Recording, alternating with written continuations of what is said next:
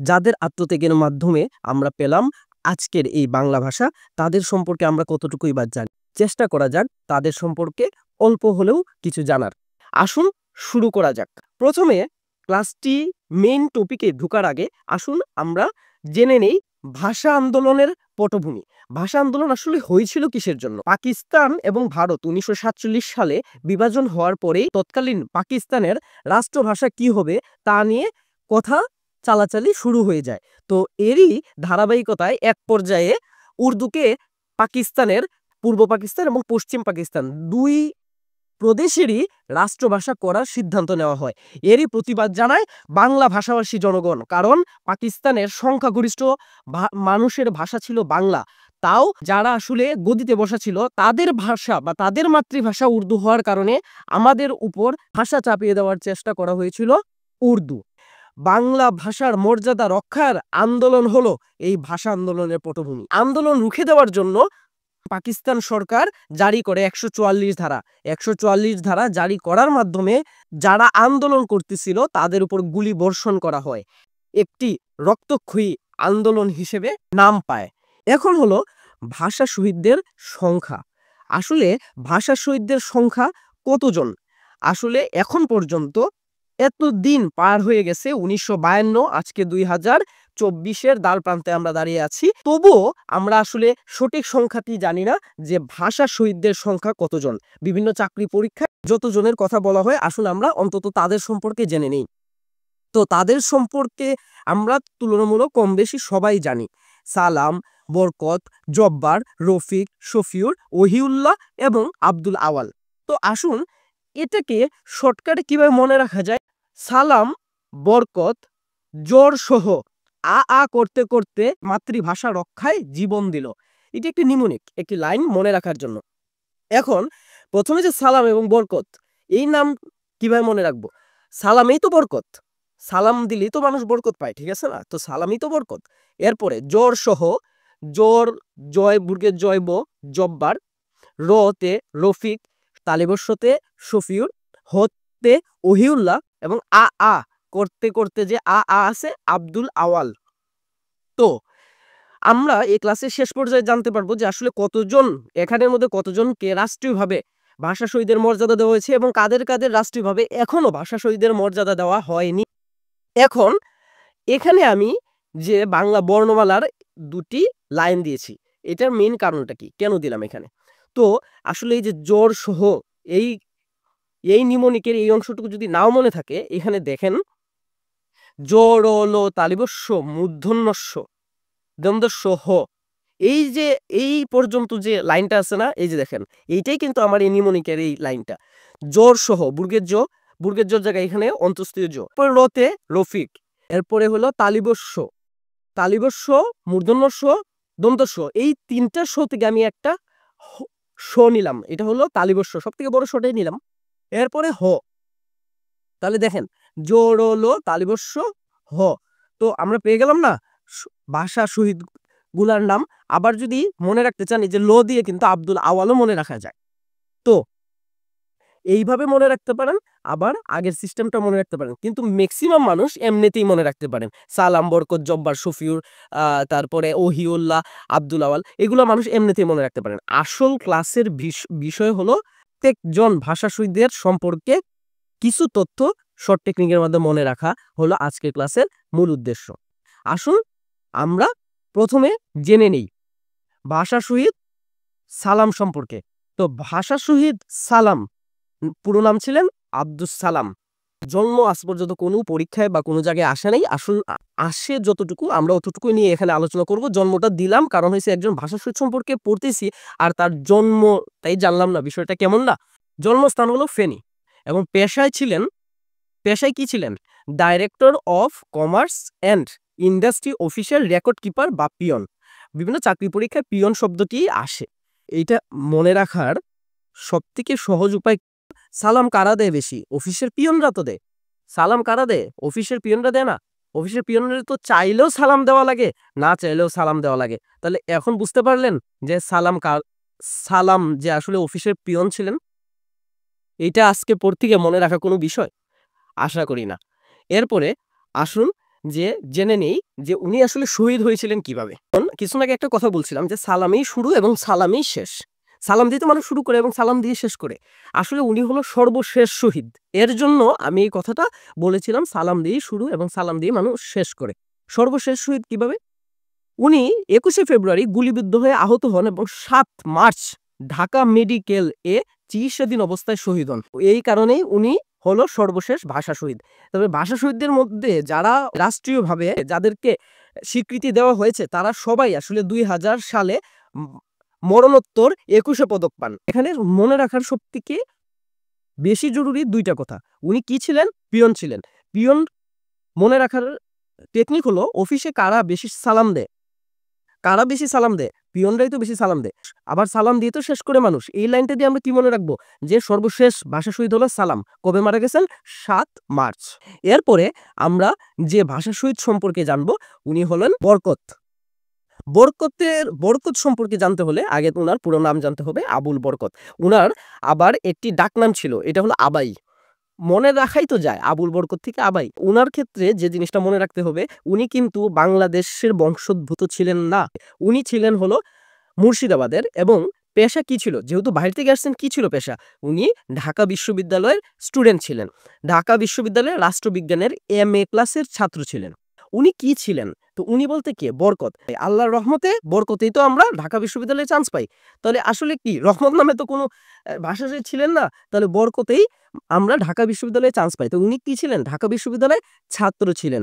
এরপরে ভাষা শহীদ যার সম্পর্কে আমরা জানবো উনি হলেন জব্বার বা আব্দুল জব্বার। এখানে দেখেন আমি খুব কিছু জায়গা লাল করে দিয়েছি। যে জায়গাটা লাল করে দিয়েছি তার নামের ২-৩টা জায়গা আব্দুলের দো, রো, বুর্গেজিও, এই কয়েকটা জায়গা যদি আমি মাথায় সেট করে রাখি তাহলে কিন্তু আমরা বুঝতে পারতেছি উনি দর্জি ছিলেন। এবং দেখেন আব্দুল জব্বার দর্জি ২, দর্জি ২ সহজেই মনে রাখা যায়। তাহলে উনি হলো ২ নাম্বার ভাষা শহীদ। তো উনিও উনার জন্ম ছিল ময়মনসিংহ।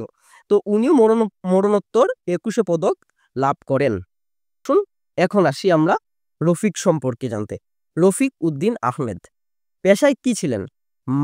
মানিকগঞ্জ জেলার দেবেন্দ্রনাথ কলেজের বাণিজ্য বিভাগের ২য় বর্ষের ছাত্র। আর বিভিন্ন চাকরি পরীক্ষা থেকে শুরু করে অনেক জায়গায় এসেছে যে উনি জগন্নাথ কলেজের ছাত্র। তৎকালীন জগন্নাথ কলেজ, আজকে জগন্নাথ বিশ্ববিদ্যালয়। মনে রাখার শর্ট টেকনিক হলো উদ্দিন বানানে ২টা দো, জগন্নাথ বানানে ২টা দো। তারপরে উনার শহীদ হওয়ার ঘটনা, বেশিরভাগ শহীদই তো কিভাবে শহীদ হয়েছেন? একজন শহীদ বাদে বাকি সবাই গুলিবিদ্ধ অবস্থায় শহীদ হয়েছেন। একজন শহীদটা কে? আমরা একটু পরেই জানতে পারবো। উনি আবার ছিলেন প্রথম শহীদ। মনে রাখার সিস্টেমটা আমি বলে দিই। রতে রফিক, রতে রক্ত। প্রথম রক্ত দিয়েছেন রফিক। তো প্রথম শহীদ কে? রফিক। আসুন এরপরে আমরা যার সম্পর্কে জানবো, শফিউর রহমান। শফিউর রহমান জন্ম হলো হুগলিতে। কিছুক্ষণ আগে একজন আমরা ভারতীয় বংশোদ্ভূত পেয়েছি। উনি কে ছিল? বরকত। এরপরে তালিবর্ষতে শফিক। তো শফিক বা শফিউর, আমরা তাকে শফিক হিসেবে চিনি, কিন্তু আসলে ওনার নাম ছিল শফিউর বা শফিউর রহমান। তো ২ জন মানুষ ইন্ডিয়ার বংশোদ্ভূত। তো এটা মনে রাখার জন্য আসলে আমি যে জিনিসটা মনে রাখি এটা হলো সব সব সব দিয়ে, এটা আসলে সব মানে আসলে মৃতদেহ বা এগুলা বুঝায়। এখন উনাদের ক্ষেত্রে এইভাবে মনে রাখা ঠিক কিনা জানি না, কিন্তু আমার মনে রাখার জন্য এইভাবে মনে রাখি যে আসলে এই যে সব, এই যে শফিউর আর হলো বোতে বরকত, এরা ২ জন ছিলেন বাংলাদেশের বাইরের তথা ভারতের বংশোদ্ভূত। তো উনার জন্ম হয়েছিল হুগলি জেলায়। তো উনি ছিলেন হাইকোর্টের কর্মচারী। এটা মনে রাখার একটা সিস্টেম আছে। এটা হলো যে রহমান সাহেব হাইকোর্টের কর্ম করতেন, মানে হাইকোর্টের কর্মচারী ছিলেন রহমান সাহেব, মানে শফিউর রহমান। আসলে কি নামটা শুনলেই তো মনে হয় যে একটা অভিজাত্য আছে নামের মধ্যে, শফিউর রহমান। বাকিদের নামের তুলনায় তো ওনার নামটার মধ্যে একটা অভিজাত্য আছে না? তো এটা মনে রাখাই যায় যে উনি আসলে হাইকোর্টের কর্ম করতেন। উনার মতো মানে নামওয়ালা মানুষ করবে না তো কে করবে? এইভাবে মনে রাখা যায়। তো উনি করতেন হাইকোর্টের কর্ম করতেন, মানে হলো হাইকোর্টের কর্মচারী ছিলেন।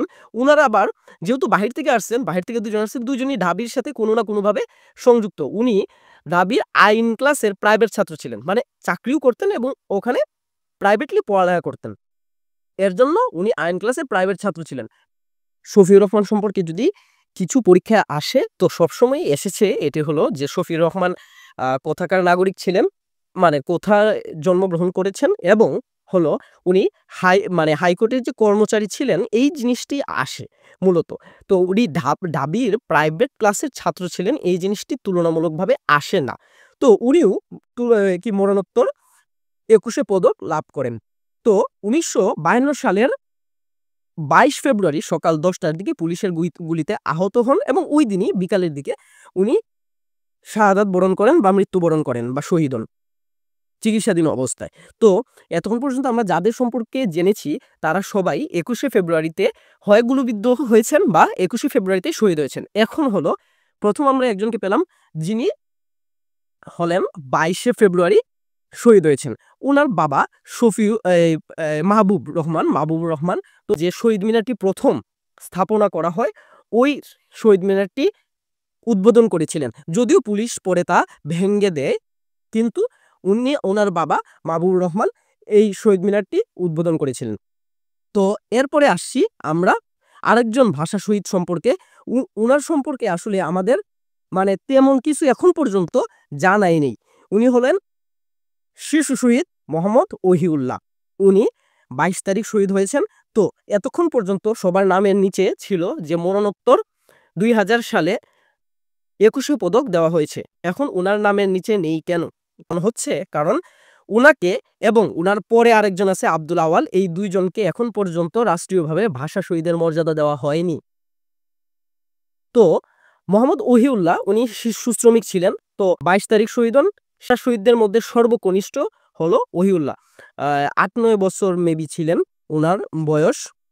পরে আসি আমরা আরেকজন ভাষা শহীদ সম্পর্কে জানবো। উনার নাম হলো আব্দুল আওয়াল। জন্মস্থান মৌলভীবাজার জেলার সিলেটের মৌলভীবাজারে।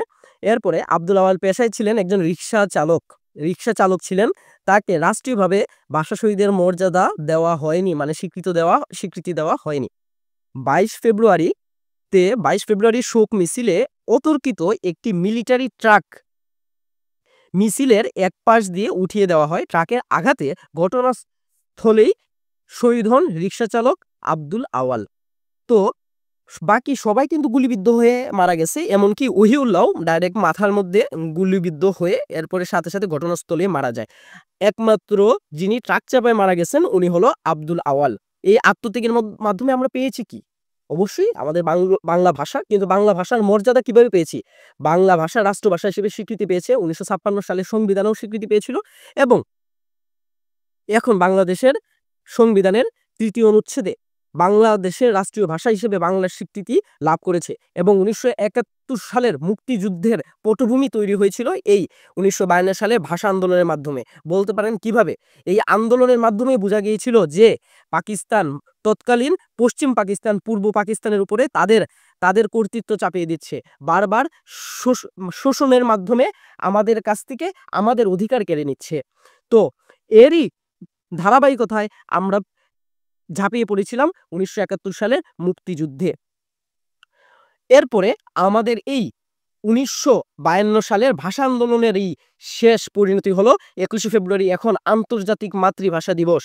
ইউনেস্কো 1999 সালে এই দিনটিকে আন্তর্জাতিক মাতৃভাষা দিবস হিসেবে স্বীকৃতি দিয়েছে। আজকের ক্লাসটি এই পর্যন্তই। পরিশেষে বলবো, সামান্য পড়াশোনার সাথেই থাকুন এরকম আরো ইন্টারেস্টিং সুন্দর সুন্দর ক্লাস পাওয়ার জন্য।